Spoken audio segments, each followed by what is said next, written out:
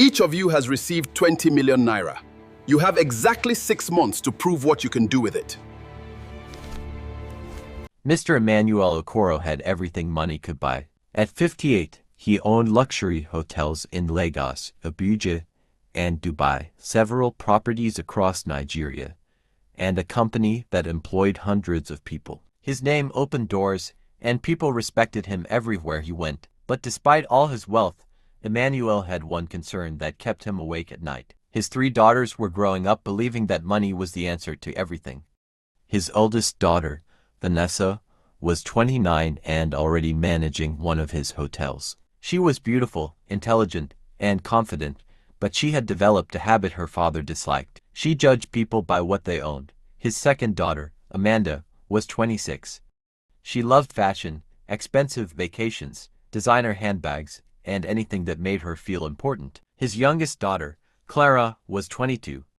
Unlike her sisters, Clara was quiet and compassionate. She was the only one who regularly visited the company's workers, donated to people in need, and treated everyone with respect regardless of their position. Emmanuel had watched his daughters carefully over the years, and one evening, he decided that it was time to teach them a lesson they would never forget. He called all 3 daughters into his study.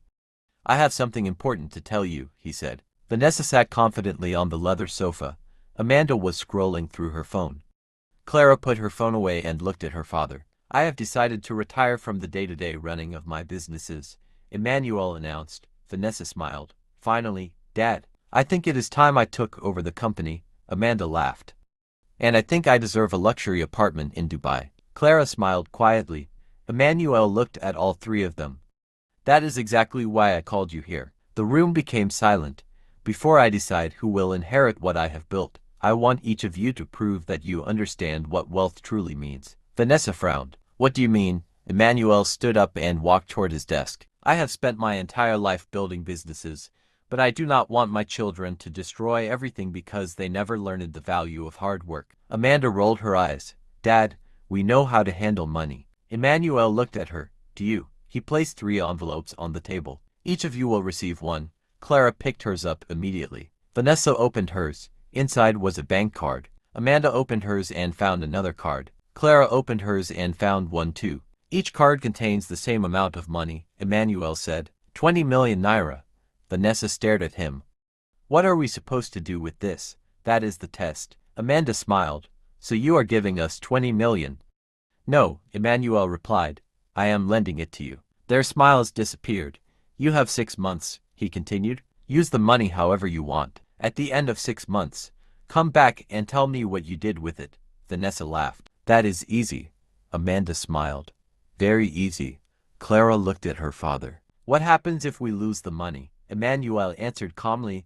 "Then you will lose 20 million naira. But if you learn something valuable, you may gain more than money." The 3 sisters left the room with completely different ideas. Vanessa immediately called her financial advisor. "I have 20 million naira. Find me the fastest investment with the highest return." Amanda went shopping the next morning. She bought designer clothes, expensive shoes, jewelry, and booked a trip to Dubai. When Vanessa asked why she was spending the money, Amanda laughed. "Relax, I will make it back." Clara did something completely different. She visited a small community outside Lagos where many young people struggled to find work. She had visited the community several times with her father, so she knew the problems they faced. She noticed that many women there knew how to cook but had no place to sell their food. Some young men knew how to repair phones but could not afford equipment. Clara used part of her money to rent a small building. She bought cooking equipment, sewing machines, and phone repair tools. Then she gathered the young people. "I am not giving you free money," she told them. "I am giving you an opportunity. If you work hard, you can build something for yourselves." The first few weeks were difficult. Some people laughed at her. "Why would a billionaire's daughter waste her money here?" others asked. Clara ignored them. She hired 2 trainers and began teaching people skills they could use to earn a living. Meanwhile, Vanessa had invested her money in a business deal recommended by her advisor. For the first 2 months, everything looked perfect. The investment grew, and she became confident that she had already won the challenge. Amanda returned from Dubai with dozens of photographs and a new luxury car. She told her friends that her father was preparing her to become one of the richest women in Nigeria. But then something happened that none of them expected. Vanessa's investment company collapsed after its owners were exposed for fraud. She lost almost everything. When she called her advisor, his phone was switched off. Vanessa was devastated. How could this happen? She cried. She returned home and locked herself in her room. Amanda's situation was no better. Her spending had consumed almost all the money. When her credit card was declined at an expensive restaurant, she realized she had very little left. She called her father. "Dad, I need more money." Emmanuel asked, "Why?" "I spent most of the money." "On what?" Amanda became silent. "Clothes, travel, and a few other things." "Then you have learned something already," her father replied. "What?" "That money disappears quickly when you spend it trying to impress people." Amanda became angry. "You are my father. You have billions. Why are you doing this to me?" Emmanuel answered, "Because one day I will not be here to rescue you." Amanda ended the call angrily. Meanwhile, Clara's small project was beginning to grow. The women who learned to cook started selling meals to offices and businesses. The young men repairing phones began attracting customers from nearby communities. One of the girls who had learned sewing started producing uniforms for a local school. Clara had used her money, but she had also created something more valuable than profit. She had created opportunities. One afternoon, Clara received a phone call from one of the women she had trained. "Madam Clara, we got a contract." Clara smiled. "What kind of contract?" "A company wants us to supply lunch every day." Clara was thrilled. "Congratulations, you earned it. We could never have done it without you." Clara shook her head. "You did the work. I only gave you the opportunity." If you are enjoying this story, take a moment to like this video and subscribe, because the most valuable lessons in life are not always taught in schools. Sometimes they come from the choices we make when nobody is watching. 5 months passed. Vanessa was still trying to recover from her failed investment. Amanda had returned most of her luxury purchases but was still struggling to understand where all her money had gone.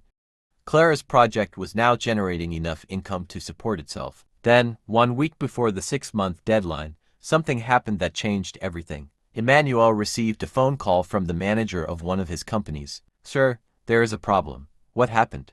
"Some of our workers have not been paid."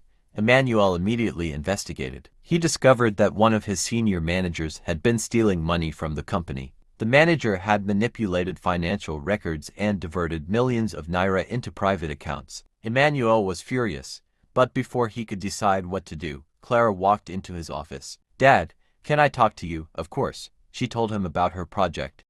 "I want to expand it," she said, "but I do not want you to give me more money. I want to use some of your empty business spaces to train more people." Emmanuel stared at her. "You are asking for space instead of money." "Yes."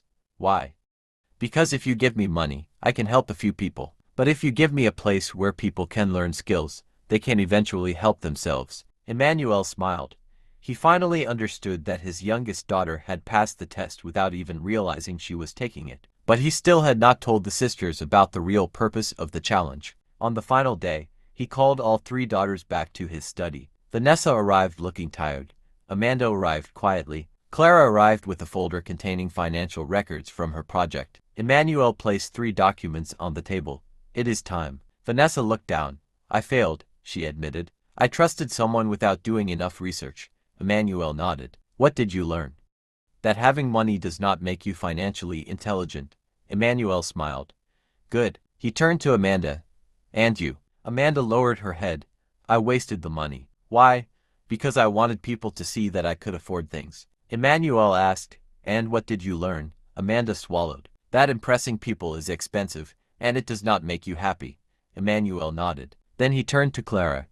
"And you?" Clara handed him the folder. "I invested the money in people. We made mistakes, but the project is now generating enough income to continue without my money." Emmanuel opened the folder and smiled.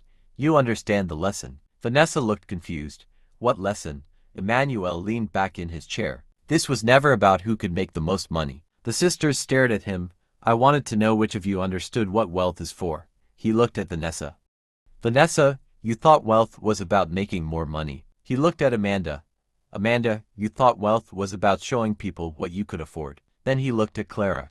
"You understood that wealth is a responsibility." Clara was silent. Emmanuel continued, "Money is not bad. Luxury is not bad. Success is not bad.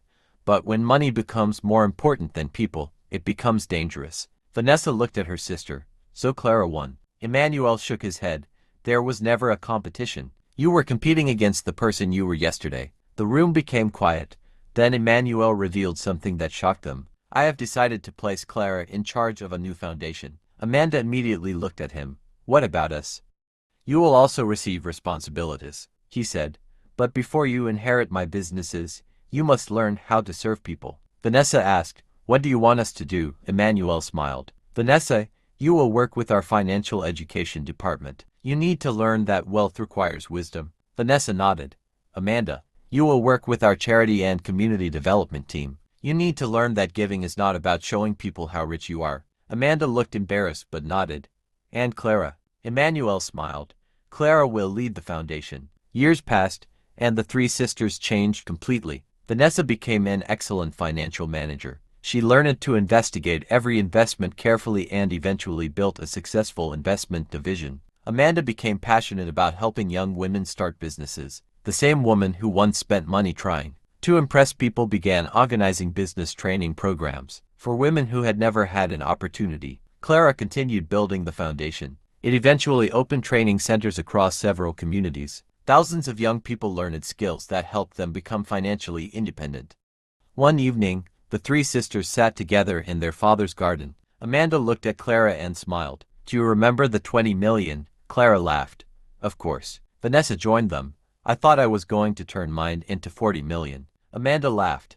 I thought I was going to spend mine and ask Dad for more. They all laughed. Then Clara became quiet. Dad taught us something important. Vanessa nodded.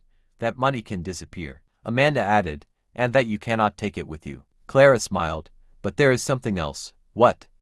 Vanessa asked. Clara looked toward the workers leaving the foundation building. What you do with what you have determines what kind of person you become. Their father, who had been listening nearby, smiled. Exactly. Emmanuel had spent decades building an empire, but his greatest achievement was not his hotels, houses, or bank accounts. It was raising three daughters who eventually understood that success was not measured by how much they could own, but by how much good they could create.